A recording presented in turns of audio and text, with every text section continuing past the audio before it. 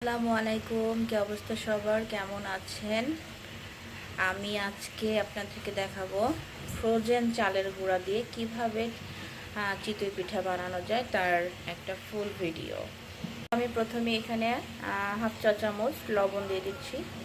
লবণটা দিয়ে আমি একটু মিশিয়ে নিচ্ছি।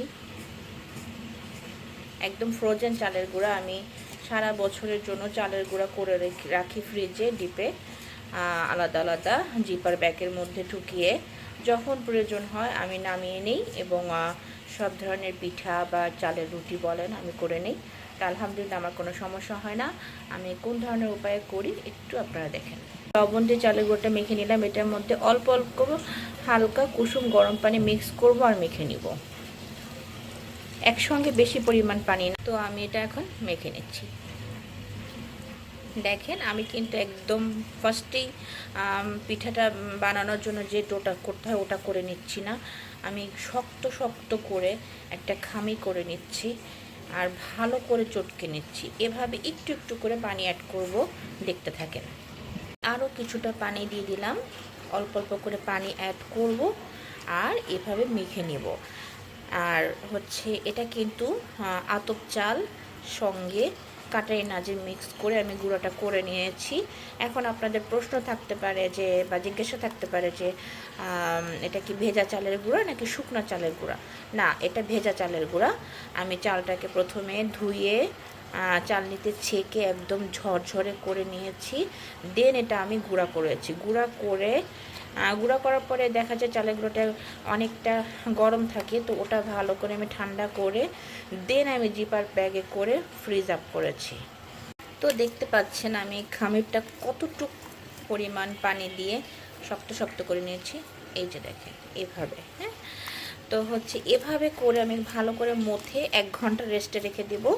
দেন এটা চিতই পিঠা বানানোর জন্য যতটুকু গোলা করা দরকার বা যতটুকু পাতলা করা দরকার ওটা আমি করে নেব। আর তারপরে আর একটা বড় কথা হচ্ছে এটা, এই যে গোলাটা করব আমি, এটা আমার যে কটা পিঠা লাগে আমি সেই কটা চিতই পিঠা ভেজে নেব। আর বাকি যে গোলাটা থাকবে এটা আমি ঢেকে ফ্রিজে নর্মালে রেখে দেব। এইভাবে করে আপনারা গোলা করে 2 থেকে 3 দিন বা 4 দিন রেখে পিঠা করে খেতে পারবেন। দেখবেন পিঠার যথেষ্ট স্বাদ বজায় থাকে, কোনো সমস্যা হয় না। তো আমি পিঠা বানিয়ে দেখাচ্ছি আপনাদের কাছে। ফিরে আসছি 1 ঘন্টা পর। 1 ঘন্টা পরে ফিরে এসেছি। এই দেখেন এইরকম অবস্থা। এখন পানিটা টেনে নিয়ে এখন একদম এরকম হয়ে গেছে খামিটা। হ্যাঁ, এই পর্যায়ে এভাবে। এই যে এখন আমি এটা নারকেল দিয়ে যেহেতু বানাবো চিতই পিঠাটা, আমি নারকেলটা অ্যাড করে দিচ্ছি।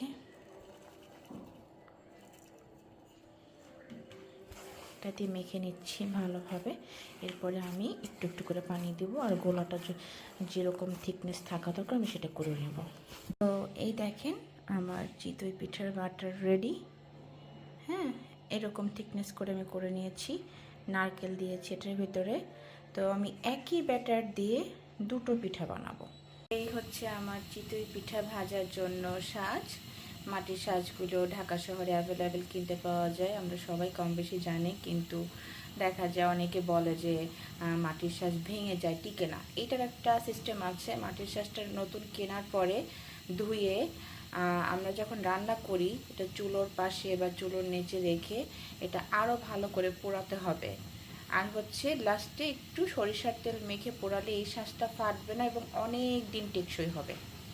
আমি দেখা যায় একটা সাজ আমার 1, 1.5, 2 বছর 3 বছরও চলে যায়, ভাঙে না। তো আমি এই সিস্টেমটা ফলো করি, আপনারা করতে পারেন যদি ভালো লাগে। তো আমি পিঠাটা কিভাবে বানাবো, আমি অনেকে তেল ব্রাশ করে, আমি তেল ব্রাশ করি না। আমি লবণ পানি দিয়ে একটু কাপড় দিয়ে মুছে নেই। তো আমি সেটাই দেখাচ্ছি। আমি এখানে একটু লবণ পানি রেখেছি। তো এটা দিয়ে আমি এখানে সাজটার মধ্যে একটু এভাবে করে নিচ্ছি। এতে কি হবে, আমি যখন ব্যাটারটা দিব এবং পিঠাটা হবে, পিঠাটা পুড়ে যাবে না, লাগবে না। চুলায় অনেকে চিতই পিঠা বানাতে পারে না। এটা একটা সিস্টেম হচ্ছে, চুলোর আঁচটা কমিয়ে দিয়ে প্রথমে শাঁসটাকে ভালোভাবে গরম করে নিতে হবে। তারপরে এই যে আমি চুলার ফ্লেমটা ফুল এখন বাড়িয়ে দিয়েছি। এখন আমি ব্যাটারটা দিয়ে দিব। ব্যাটারটা দেওয়ার পরে চুলোর আগুনটা মিডিয়াম লো আঁচে রাখতে হবে, তাহলেই পিঠা সুন্দর হবে। আবার যখন পিঠাটা উঠানো হবে তখন আবার হাই ফ্লেমে চুলাটা রাখতে হবে। তো আমি ব্যাটারটা দিয়ে দিচ্ছি এখন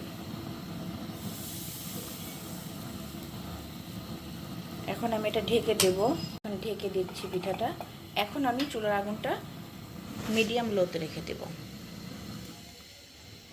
আপনাদের সুবিধার্থে আমি এটা দেখিয়ে দিচ্ছি। এই রকম, হ্যাঁ, এইরকম আছে আমার পিঠাটা হয়ে যাবে। তো আপনাদের একটা অলরেডি চিতই পিঠা বসানোটা দেখিয়ে দিয়েছি। এখন একই ব্যাটার দিয়ে আমি চাপটি পিঠা বানিয়ে নিচ্ছি। তো আমি চাপটি পিঠার জন্য ব্যাটারটা তাওয়ার মধ্যে দিয়ে দিলাম। কোনো প্রকার তেল ব্রাশ বা কিচ্ছু না, জাস্ট এভাবে আমি যেভাবে করি আপনাদের সাথে সেভাবেই শেয়ার করছি। এবং এই নারকেল চাপটিটা আমার হাজব্যান্ড অনেক লাইক করে। এটা শীতের দিনে নলেন গুড় বলেন, যে কোনো গুড় দিয়ে এটা খেতে খুবই টেস্টি। তো এটা ঢাকতে হবে না, এটা এমনিতেই হয়ে যাবে। একটা সাইড একদম মচমচে হয়ে এমনিতেই উঠে আসবে। দেখেন চাপটি, এই দেখেন কোনো প্রকার তেল ব্রাশ বা লবণ পানি দেওয়া ছাড়া এমনিতেই এটা উঠে এসেছে। এখন আরেকটা সাইড আরেকটু মচমচে করে নিব। এটা অনেক মচমচে একটা চাপটি হয়।